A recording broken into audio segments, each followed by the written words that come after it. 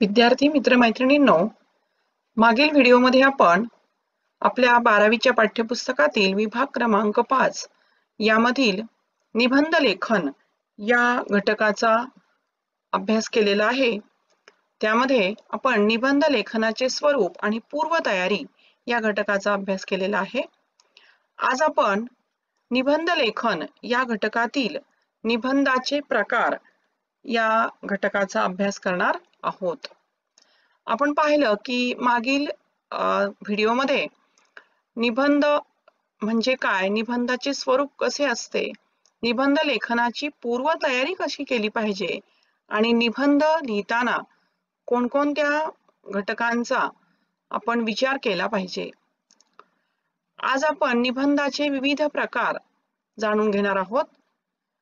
स्थूलमानाने निबंधाचे खालील प्रकार सांगता येतात. पहिला आहे वर्णनात्मक निबंध, दुसरा आहे व्यक्तिचित्रणात्मक निबंध, तिसरा प्रकार आहे आत्मवृत्तात्मक निबंध, चौथा प्रकार कल्पना प्रधान निबंध आणि पाचवा प्रकार आहे वैचारिक निबंध. आता आपण या प्रत्येक प्रकाराचा सखोल विचार करणार आहोत. म्हणजे कोणत्या प्रकारचा निबंध कशा प्रकारे आपण लिहायचा असतो किंवा कोणत्या निबंध प्रकाराची तयारी आपण कशा प्रकारे केली पाहिजे. आता पहिला प्रकार आहे पहा, वर्णनात्मक निबंध. आता वर्णनात्मक म्हणजे वर्णन करणारा निबंध. दिलेल्या विषयाचं वर्णन आपल्याला या निबंधामध्ये करायचे पहा. आता मग या विषयामध्ये काय काय येतं नेमकं, तर पहा की आपण पाहिलेल्या एखाद्या दृश्याचे, एखादं दृश्य आपण पाहिलं असेल, एखादी वास्तू, प्रसंग याचे हुबेहूब शब्दात रेखाटलेले चित्र वाचकांसमोर उभे करणे म्हणजे वर्णनात्मक निबंध होय. आता पहा, आपण आपल्या दैनंदिन जीवनामध्ये एखादं भयानक दृश्य पाहतो, म्हणजे एखादा अपघात आपल्या समोर घडलेला असतो किंवा एखादी ऐतिहासिक वास्तू आपण पाहिलेली असते, एखाद्या प्रसंगाची आपण साक्षीदार असतो आणि त्याचं वर्णन जेव्हा आपण हुबेहूबपणे आपल्या शब्दांच्या द्वारे रेखाटतो तेव्हा ते आपलं लेखन वर्णनात्मक निबंधाचं रूप घेते. आता पहा, आपण जे पाहिलेलं आहे, जे अनुभवलंय त्याचे शैलीदार वर्णन अशा प्रकारच्या निबंधामध्ये अपेक्षित असते. म्हणजे आपण जे पाहिलं, जे अनुभवलं ते अगदी आपल्या सहज साध्या शैलीमध्ये लिहित असताना थोडंसं त्याला एक प्रकारची शैली ही वेगळी असणं गरजेचं आहे आणि शैलीदार पद्धतीने जर हे वर्णन आपण केलं तर आपल्याला ते वाचनीय वाटतं. एखादं दृश्य असेल, सहल, घटना, एखादा सण, एखादा ऋतू, प्रवास, स्थळ याचे खरे तर शब्दचित्रच रेखाटायचे असते पहा. म्हणजे आपण चांदण्या रात्रीतील सहल असेल किंवा माझा आवडता सण असेल किंवा माझा आवडता ऋतू पावसाळा, अशा प्रकारचे आपण एखाद्या ऋतूचं वर्णन करू शकतो, एखाद्या ठिकाणाचं वर्णन करू शकतो. परंतु हे आपण शब्दचित्र रेखाटत असतो, म्हणजे आपण ज्या गोष्टीचा अनुभव घेतलेला आहे ते आपल्याला शब्द रूपातून रेखाटायचं असतं. लेखन करताना त्यात लालित्य आणि कलात्मकता असावी लागते. आता कलापूर्ण रचना जर आपली असेल तर तो आपला निबंध भाषेच्या दृष्टीनं खऱ्या अर्थानं आपल्याला वाचावासा वाटतो. निबंध लेखकाकडे कॅमेरासारखी तीक्ष्ण नजर असायला हवी. कारण आपल्याला निबंध लिहायचा एखाद्या घटनेवर, एखाद्या दृश्यावर किंवा एखाद्या ठिकाणावर, परंतु आपल्याकडे जर कॅमेऱ्याने टिपल्यासारखी तीक्ष्ण नजर असेल तर आपण त्यामधला बारीक किंवा सूक्ष्म घटक सुद्धा आपल्या नजरेतून सुटणार नाही आणि आपण त्याचं अगदी हुबेहूब चित्र शब्दाच्या रूपातून रेखाटू शकतो. आणि म्हणून आपल्याकडे कॅमेऱ्यासारखी तीक्ष्ण नजर हवी. म्हणजे विद्यार्थ्यांनो, दैनंदिन जीवनामध्ये आपण जीवन जगताना डोळसपणे चहूबाजूच्या सृष्टीचं निरीक्षण हे केलं पाहिजे. सूक्ष्म निरीक्षण हे वर्णनात्मक निबंधाचे शक्तिस्थान असते. पहा, आपण एखादी गोष्ट कधी अनुभवलेलीच नसेल, कधी पाहिलेलीच नसेल, कधी निरीक्षण त्याचं केलं नसेल, तर आपल्याला ते शब्दातून लिहिणं सुद्धा खूप अवघड जातं. आणि म्हणून सूक्ष्म निरीक्षण हे शक्तिस्थान आहे या वर्णनात्मक निबंधाचं. कारण आपण जर एखादा अपघात डोळ्यानं पाहिला असेल आणि तो निबंधातून लिहायचा आहे, तर आपल्याला सहजपणे शब्दातून ते निरीक्षण मांडता येतं. म्हणजे यासाठी आपल्याला निरीक्षणाची ताकद आपल्याकडे असण्याची गरज आहे. वर्णनाला भाषिक अलंकाराचे पाठबळ व ओघवती भाषा असावी. आपली जी वाक्यरचना आहे ती अलंकारिक, भाषेचं सौंदर्य वाढवणारे जे घटक भाषेमध्ये असतात त्यामधीलच अलंकार हा एक घटक आहे. आपण आपल्या पाठ्यपुस्तकात देखील वेगवेगळ्या अलंकारांचा अभ्यास केलेला आहे.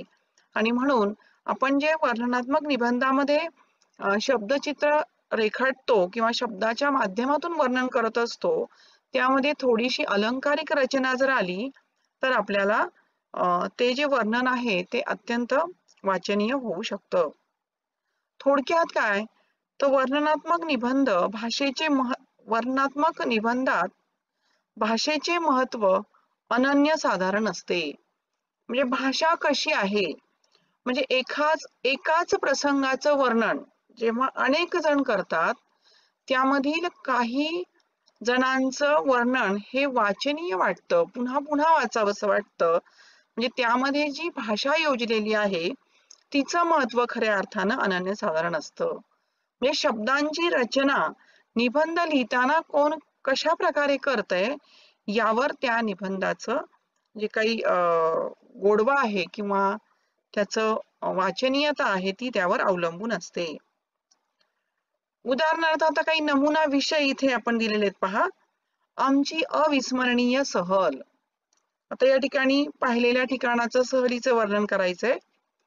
किंवा वसंत ऋतू, निसर्गामध्ये वसंत ऋतूमध्ये होणारे बदल जर आपण सूक्ष्म निरीक्षणातून टिपलेले असतील तर आपल्याला निबंध लेखन सहजपणे करता येऊ शकतं. मी पाहिलेला क्रिकेटचा सामना. आता पाहायला गेलं तर आपण असे कितीतरी सामने पाहत असतो, परंतु ज्यावेळी क्रिकेट सामन्याचं वर्णन करायची वेळ निबंधातून येते त्यावेळी त्यातल्या बारीक सारीक गोष्टींचं निरीक्षण आपण केलेलं असणं गरजेचं असतं किंवा आपल्याला ते माहीत असणं आवश्यक असतं. अशा प्रकारे आपण वर्णनात्मक निबंधाचं लेखन हे करू शकतो. आता पहा, दुसरा निबंधाचा प्रकार आहे व्यक्तिचित्रणात्मक निबंध. आता याच्या नावामध्येच त्याचा अर्थ दिलाय बघा, व्यक्तिचित्रण. म्हणजे एखाद्या व्यक्तीचं चित्रण आपल्याला कशातून करायचंय, शब्दाच्या माध्यमातून ज्या निबंधात करायचं असतं तो निबंध होतो व्यक्तिचित्रणात्मक. व्यक्तीचे शब्दचित्रण करणारा निबंध म्हणजे व्यक्तिचित्रणात्मक निबंध होय. आता ही व्यक्ती कोण असते, तर ही व्यक्ती कोणीही असू शकते पहा.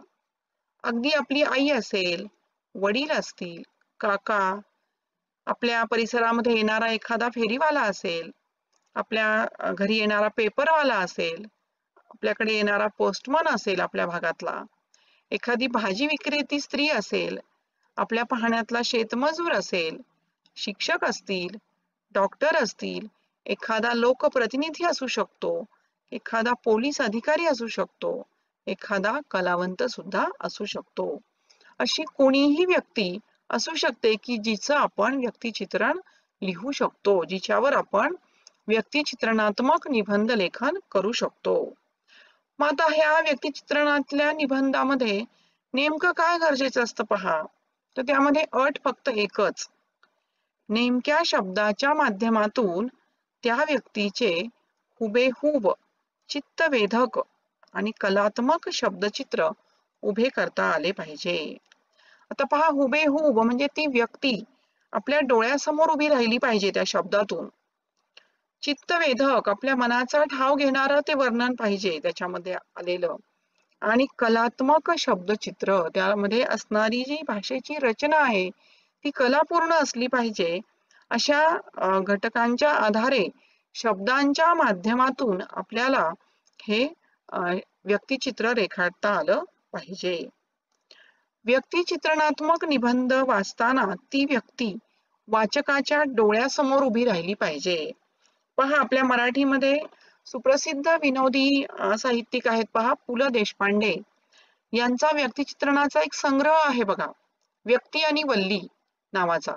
तर त्यामध्ये अशा विविध व्यक्तींना शब्दाच्या माध्यमातून उभं करण्याचं काम लेखकानं केलेलं आहे.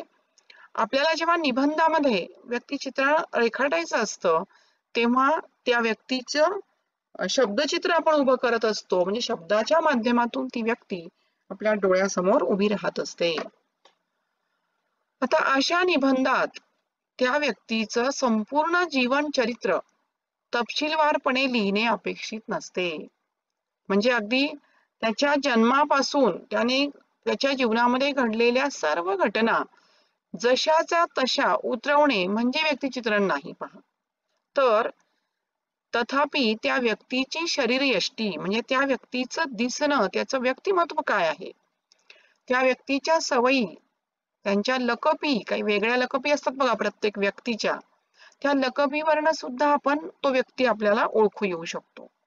रंगरूप, त्याचा पेहराव, त्याने पोशाख कशा प्रकारचं राहणीमान आहे त्याचा समाजात वागताना स्वभाव कशा प्रकारचा आहे, अशी जी काही व्यक्तिमत्वाची वैशिष्ट्ये असतात यांचं वर्णन खरं तर व्यक्तिचित्रणात्मक निबंधामध्ये आवश्यक असतं.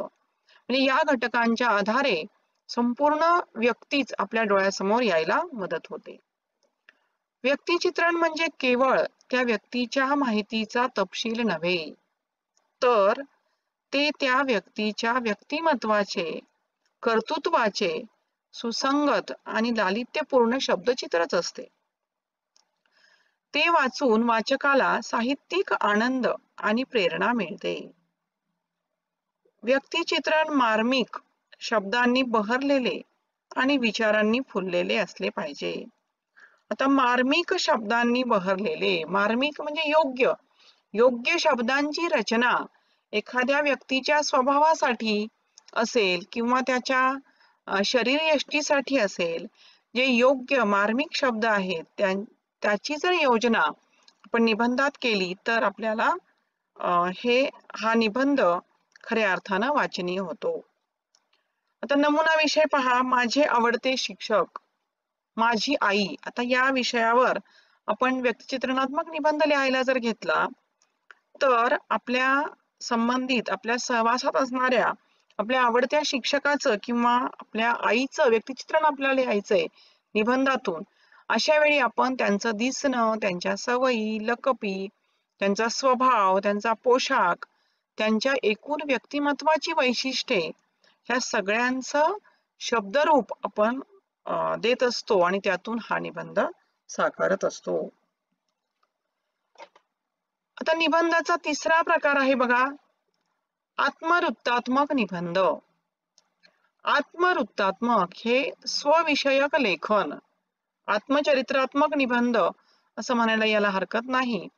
त्याचप्रमाणे हा निबंध लिहिताना आपल्या मनातील कल्पना, विचार आणि भावना या तिन्हींची सांगड घालून प्रथम पुरुषी एकवचनी भाषेत स्वतःविषयी लेखन करणे म्हणजे आत्मवृत्तात्मक निबंध होय. आता बघा, कल्पना, विचार आणि भावना. आता आपल्याला एखाद्या गोष्टीचं आत्मवृत्त लिहायचंय बघा.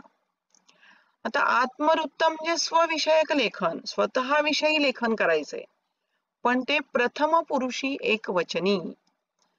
अशा प्रकारचं लेखन करताना म्हणजे तो घटक आपण स्वतःच आहोत अशी कल्पना आपल्याला करावी लागते.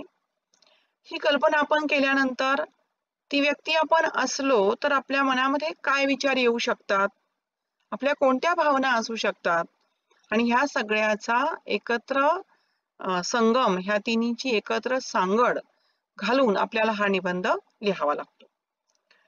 या प्रकारच्या निबंधाला पहा, मनोगत असंही म्हटलं जातं, कैफियत असंही म्हणतात आणि कहाणी असं सुद्धा म्हटलं जातं. त्याचप्रमाणे आत्मकथन अशीही नावे योजली जातात.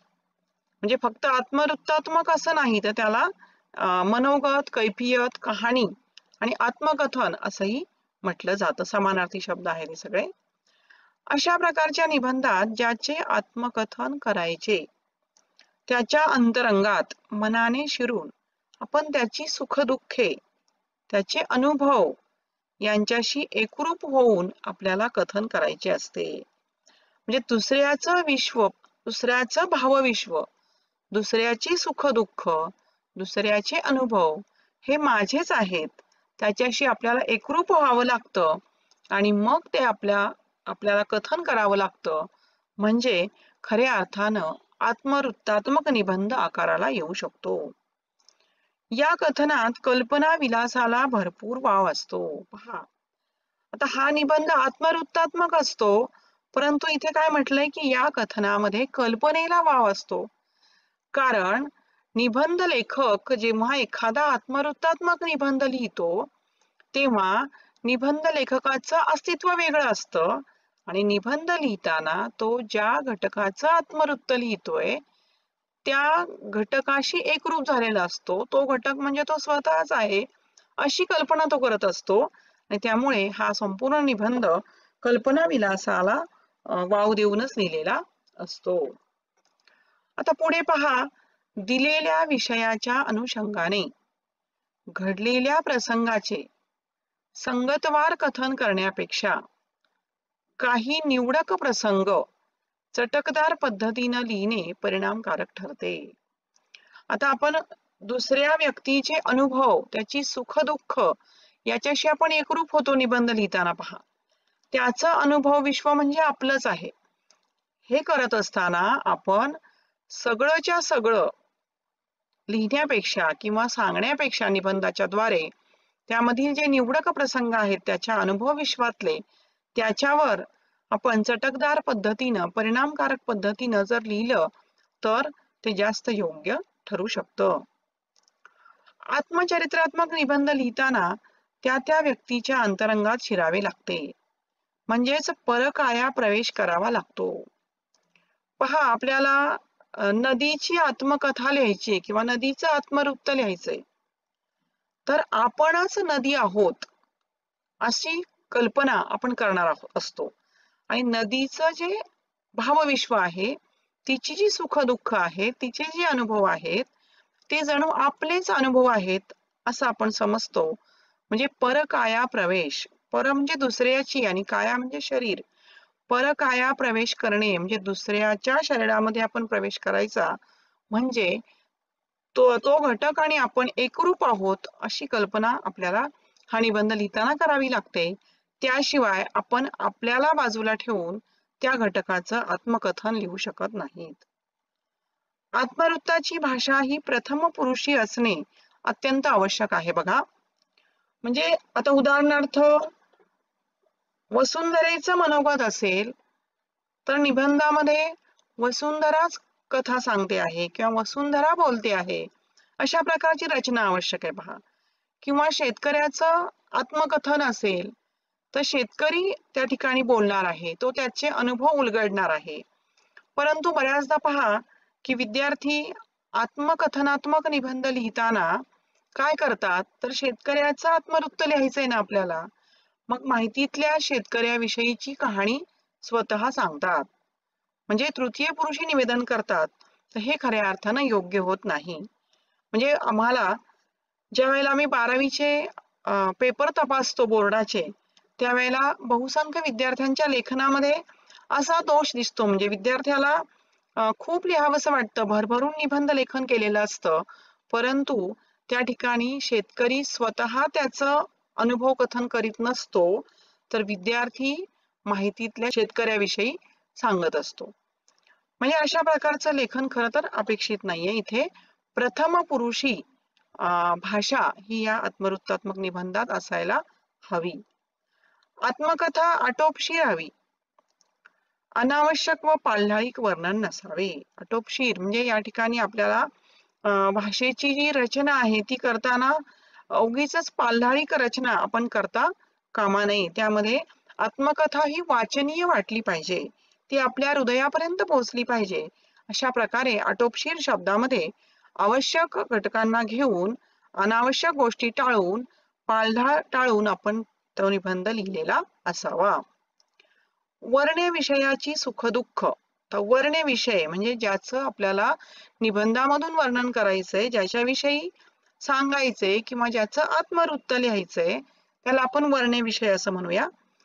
त्याची जी सुख दुःख आहेत ती आपली असे मानून त्याचे भावपूर्ण शब्दात आपल्याला वर्णन करावे लागते.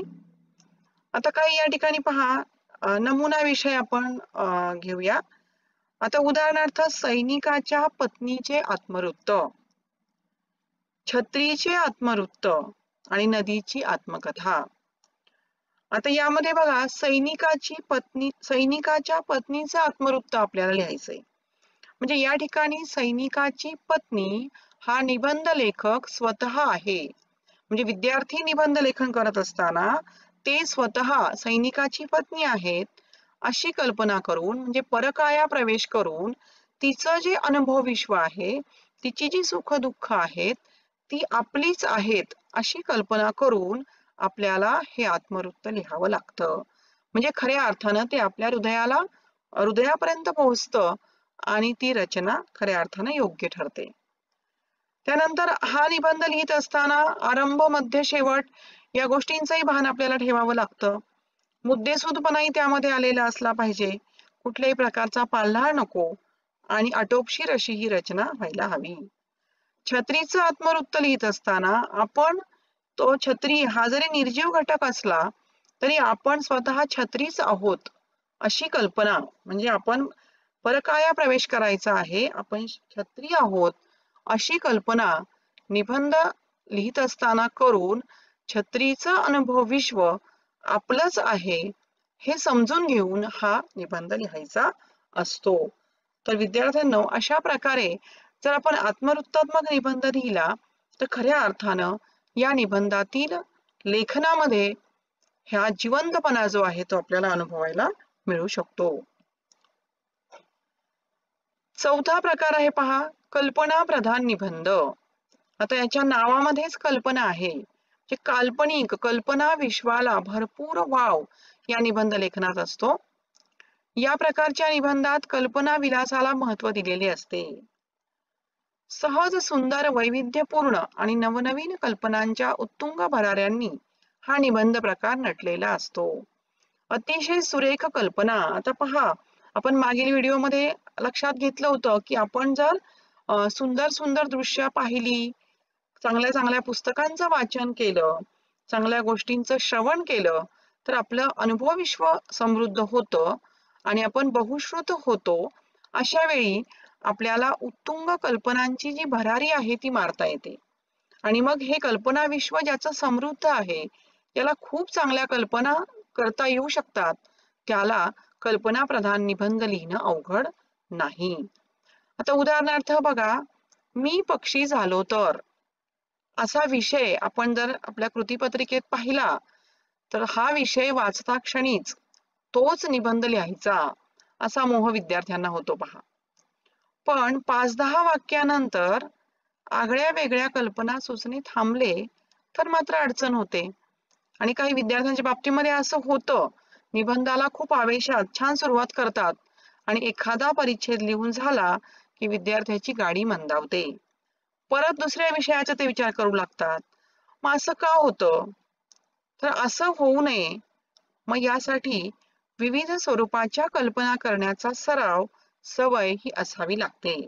म्हणजे छोट्या छोट्या विषयांवर आपल्याला लेखन करण्याचा सराव आपण हा केला पाहिजे.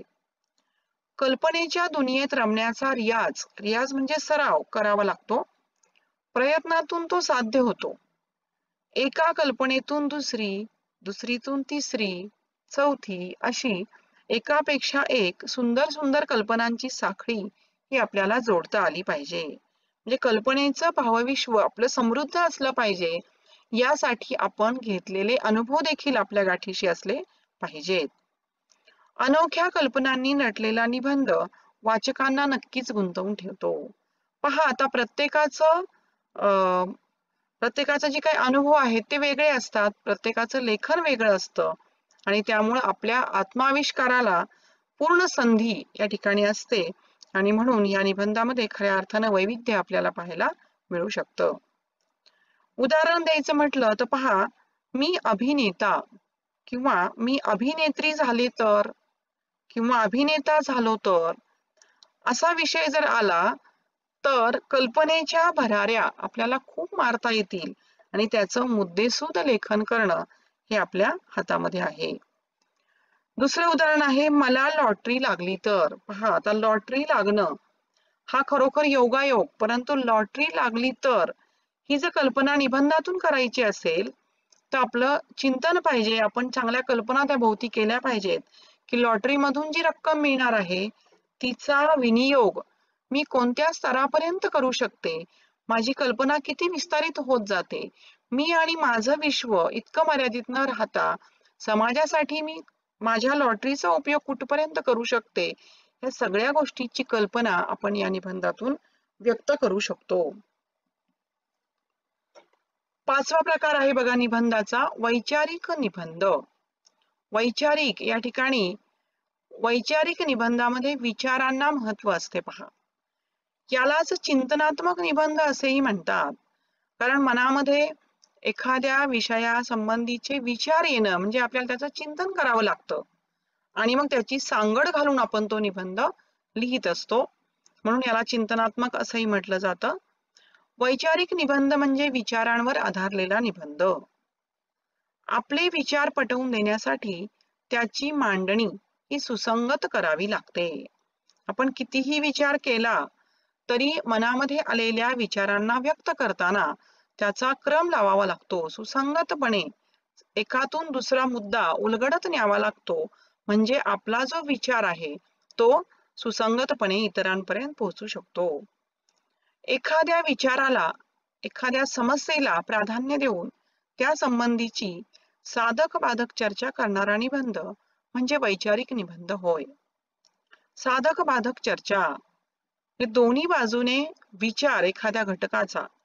आता उदाहरणाच्या साहाय्याने आपण लक्षात घेऊ. पहा, काय श्रेष्ठ, मन का मनगट, असा विषय जर आपल्याला दिलेला असेल तर मन आणि मनगट या दोन्ही बाजूंचे गुणदोष, त्यांच्या संदर्भातील अनुकूल प्रतिकूल मते, त्यांचे खंडन मंडन, साधक बाधक चर्चा, एखाद्या विषयासंबंधीचे चिंतन, या सर्व गोष्टी वैचारिक निबंध लेखनात असणे अपेक्षित आहे. आता पहा, मन आणि मनगट ह्या दोन्ही घटकांना आपल्याला चांगल्या बाजू त्याच्या आणि त्याच्या प्रतिकूल गोष्टी ज्या आहेत त्या सुद्धा आपल्याला निबंधातून सांगाव्या लागतात. दोन्ही बाजूने त्या गोष्टीची चर्चा आपल्याला करावी लागते. म्हणजे कधी कधी कोणत्याही काही परिस्थितीमध्ये मन श्रेष्ठ ठरू शकतं, तर कधी मनगटाची ताकद श्रेष्ठ ठरू शकते. दोघांच्याही बाजूने म्हणजे दोघांचेही गुण आणि दोघांचेही दोष आपल्याला या निबंधातून सांगावे लागतात. म्हणजे या ठिकाणी चर्चात्मक किंवा साधक बाधक चर्चा या ठिकाणी करावी लागते निबंधाच्या विषयाची. त्यानंतर खंडन मंडनात्मक म्हणजे त्याची चांगली बाजूही पटवून देता आली पाहिजे आणि चुकीच्या गोष्टीचं खंडन सुद्धा आपल्याला करता आलं पाहिजे. त्यामुळे निबंध एकांगी आणि पूर्वग्रह दूषित होणार नाही. म्हणजे आपल्याला जर विचारलंय की मन श्रेष्ठ आहे का मनगट, तर आपण फक्त एकाच घटकाचं श्रेष्ठत्व सांगितलं तर निबंध एकांगी होईल आणि म्हणून दोघांचंही वर्णन योग्य पातळीवर करून त्यापैकी आपण आपलं मत एकाच्या बाजूने घेऊ शकतो. म्हणजे निबंध हा पूर्वग्रह दूषितही दिसणार नाही. अशा प्रकारच्या निबंधाच्या समारोपात निबंध लेखकाने कोणत्याही एका निश्चित निष्कर्षाप्रत पोहोचणे अपेक्षित असते. म्हणजे आपल्याला कोणतीही बाजू पडलेली असेल तर दोन्हीचीही बाजू मांडून आपण एका बाजूने आपलं मत हे समारोपाच्या बाजूने व्यक्त करू शकतो. आता उदाहरणार्थ आपल्याला निबंध लिहायचा आहे, दूरचित्रवाणी किंवा दूरदर्शन शाप की वरदान. या ठिकाणी आपण कसं शाप आहे दूरदर्शन किंवा कसं वरदान आहे ह्या दोन्ही बाजूने निबंधामध्ये विचार मांडलेला आहे. पण निबंधाच्या समारोपामध्ये दोषाकडे न पाहता, आपण त्याच्या शापाकडे न पाहता आपण त्याचं वरदान हे कसं ठरू शकतं हे माध्यम, या बाजूने सुद्धा आपण आपला निष्कर्ष देऊ शकतो. निबंधाच्या विषयाचा परिपूर्ण विचार कमीत कमी शब्दात मांडण्याचे कौशल्य अशा प्रकारच्या निबंधात आवश्यक असते. म्हणजे आपल्याला एखाद्या विषयावर भरपूर विचार आपल्या डोक्यामध्ये येतात, परंतु ते ठराविक शब्द मर्यादेमध्ये आपल्याला कौशल्यपूर्ण रीतीने ह्या निबंधात मांडावे लागतात. म्हणजे निबंध आपला खऱ्या अर्थानं उत्कृष्ट ठरू शकतो. अशा प्रकारच्या निबंधात केवळ गंभीर विषयच हाताळावेत असं नाहीये, तर हलके फुलके विषय सुद्धा पुरेशा गांभीर्याने हाताळता येतात. याला विषयाची मर्यादा नसते या निबंध प्रकाराला. त्यासाठी लेखकाला विचारांची पद्धतशीर तर्कशुद्ध मांडणी करता आली पाहिजे. आपले विचार पटवून देण्यासाठी या निबंधामध्ये दृष्टांत म्हणजे उदाहरणे देता येतात. उदाहरणार्थ मोबाईल शाप की वरदान. आता मोबाईल किंवा इंटरनेट अशा स्वरूपाच्या माध्यमांचा विचार आपल्याला दोन्ही बाजूने निबंधामध्ये करता येऊ शकतो आणि अखेर जी बाजू चांगली आहे ती आपण चांगल्या प्रकारे व्यक्त करू शकतो. पर्यावरणापुढील आव्हाने, देशाच्या प्रगतीमधील महिलांचे योगदान अशा प्रकारचे विषय हे वैचारिक निबंधामध्ये येऊ शकतात. तर विद्यार्थ्यांनो, अशा प्रकारे एकूण निबंधाच्या 5 प्रकारांचा आपण अभ्यास केलेला आहे. तुमच्या कृतीपत्रिकेमध्ये प्रत्येक प्रकारचा एक निबंध समाविष्ट केलेला असतो आणि त्यापैकी एका निबंधाच्या प्रकाराची निवड तुम्हाला करायची असते. आणि या नंतर आपल्याला ज्या प्रकारचं निबंध लेखन जास्त चांगलं करायला जमतंय त्या प्रकारच्या विषयाची निवड तुम्ही कृतीपत्रिका सोडवताना करू शकता. परंतु सरावाच्या दृष्टीनं आपण सर्वच प्रकारच्या निबंध लेखनाचा सराव हा केला पाहिजे. म्हणजे त्यातून आपलं लेखन शैली जी आहे ती समृद्ध होऊ शकते. आणि मी पहिल्या व्हिडिओमध्ये सांगितलं होतं की भविष्यामध्ये जेव्हा आपण स्पर्धा परीक्षांना सामोरं जातो त्यावेळेला तर्कशुद्ध विचार मांडताना किंवा अधिक गुणांसाठी साधारण 200 गुणापर्यंतचे निबंध सुद्धा आपल्याला स्पर्धा परीक्षांच्या माध्यमातून लिहावे लागतात. त्यावेळी खऱ्या अर्थानं जे लेखनाचं कौशल्य आहे ते जर आपलं विकसित व्हायचं असेल तर या सर्व प्रकारांचा आपण चांगल्या प्रकारे अभ्यास करून त्या प्रकारचे निबंध लिहिण्याचा सराव हा केला पाहिजे. धन्यवाद.